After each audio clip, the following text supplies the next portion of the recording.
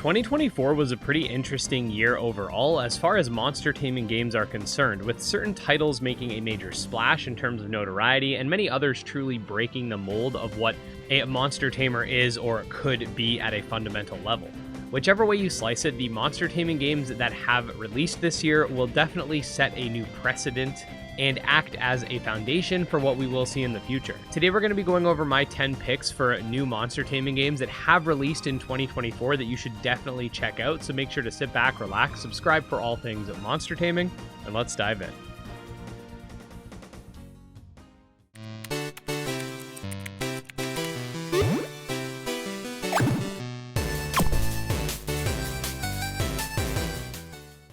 Alright, so to kick things off, we got Beastieball, a game that I really do think perfectly exemplifies the term innovation, especially from a monster taming standpoint. This is essentially a sports-themed monster taming RPG that takes turn-based combat and blends it together with the sport of volleyball, with the premise of this title being that you're a Beastieball coach and can recruit players, aka the monsters, to your team. You want to become the best team in the region, and it sort of reminds me of if Pokemon Sword and Shield were actually themed around sports, and honestly, it just blends really well. You use jerseys to recruit monsters, the combat system is set up in such a way that it's more than just a turn-based battle. You can sort of score points in order to defeat higher level enemies and stuff like that. All in all, a really cool game and definitely worth checking out.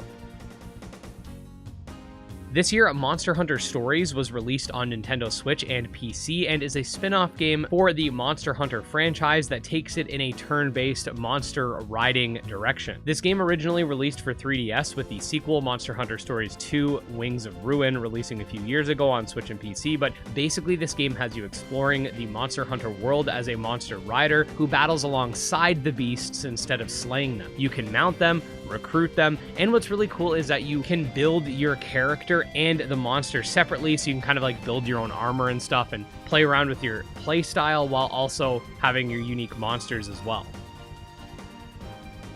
Now, I'd be crazy not to talk about Palworld in this video, since its release made a major impact on the genre as a whole this year. Not only did it put out the idea that monster taming games can make it mainstream, but it's also even spawned other similarly inspired games and will continue to do so for a while. Now, if you've been living under a rock, Palworld is basically a sandbox survival game mixed with a monster taming and battling game where you can explore a vast world, set up camp, battle with your pals, enslave them, and a whole lot more. I honestly had a lot of fun playing Palworld when it came out, so if you haven't checked it out yet, definitely consider doing so. Apparently there's a new update that's supposed to be really big coming soon, so pretty good time to get into it.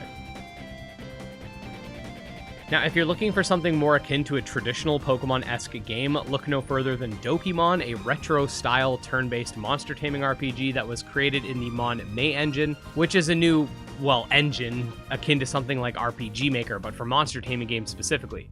The game was created by the creator of the same engine and features, like I said, more traditional turn-based combat with some of the best Game Boy Color styled pixel art that I've seen this year. This one actually released pretty recently as well, so if you're looking for something like that, there you go.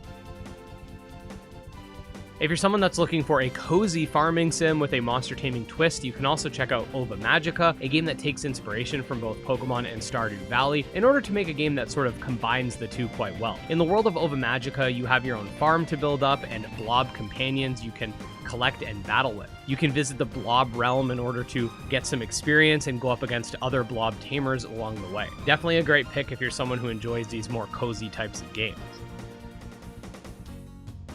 Bloomtown, A Different Story is a Persona-inspired monster taming RPG where you're brought to a town that seems pleasant on the surface but holds a dark secret. As the name of the game would suggest, this is a story-driven game where you'll meet a wide cast of characters whilst exploring the underworld where you'll recruit and utilize demons in combat. This is one of those games that looks all nice and bubbly, only to crush your hopes and dreams with some sinister undertones. It's also got some really nice pixel art as well and is set in a sort of 1960s adjacent world.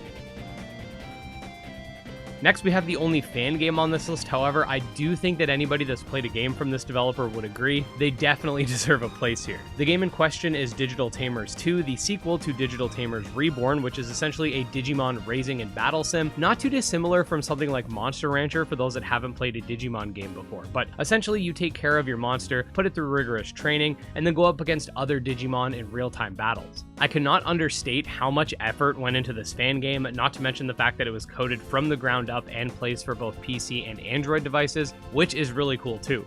If you want to play a Digimon game for free, you're definitely going to want to check out this one.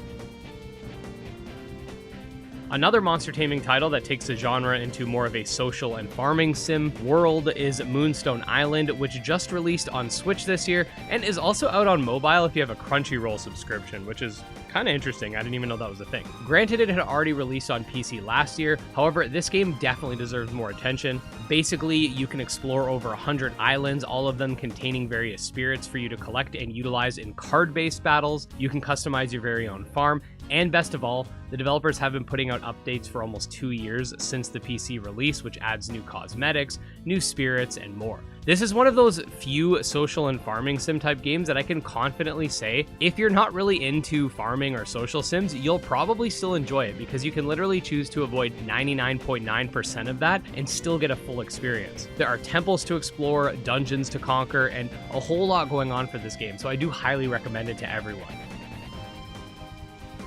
Shin Megami Tensei V Vengeance acts as a sort of deluxe version of the game Shin Megami Tensei V, which released on Nintendo Switch back in 2021. This new version of the game made it to all major platforms and comes with it more demons to collect and utilize in classic SMT-style combat, a new story path and ending, and some other quality of life features as well. The game basically takes place in a world without God, where humanity lives in a sort of false dimension whilst you explore the actual post-apocalyptic ruins of Tokyo, which essentially just got murked up in SMT 3 or something. It's got monster fusion, some of the best gameplay in the series, a vast segmented open world for you to explore, and more. So if you're looking for a more mature and difficult RPG to tackle, look no further. Finally, we have a game that's really different from the others on this list, that being Ninth Dawn Remake, which, as the name sounds, is a remake of the original Ninth Dawn title that released way back in 2012. I'm going to read part of the Steam description because it encapsulates the premise of the game beautifully. Ninth Dawn Remake is a massive open-world RPG bursting with dungeon-crawling adventure. The game has been lovingly recreated based on the original Ninth Dawn game released in 2012, which spawned the Ninth Dawn series you all know and love. Play in a single-player mode or with friends, online or local co-op. Experience a vast world filled with huge dungeons, hordes of monsters, and a ridiculous amount of loot. So yes, definitely make sure to check out this game linked below and every other game mentioned today. And there you go, guys. Those were 10 monster taming games that released this year, and you definitely need to check out in no particular order. Let me know down below which of these games interests you personally, or if you have some other picks for monster taming games that have released this year. As always, like I said, if you want to stay up to date on all things monster taming, this is the #1 place to be. We put out monster taming guides, breakdowns, news, etc. You can also check out the channel memberships, Patreon, Twitter, all that fun stuff linked below. And special thanks to our supporters, especially Candy Morency, Tragsoft, Chronomon, Wrathful Beast, and Nemo. And I'll see you next time. Peace.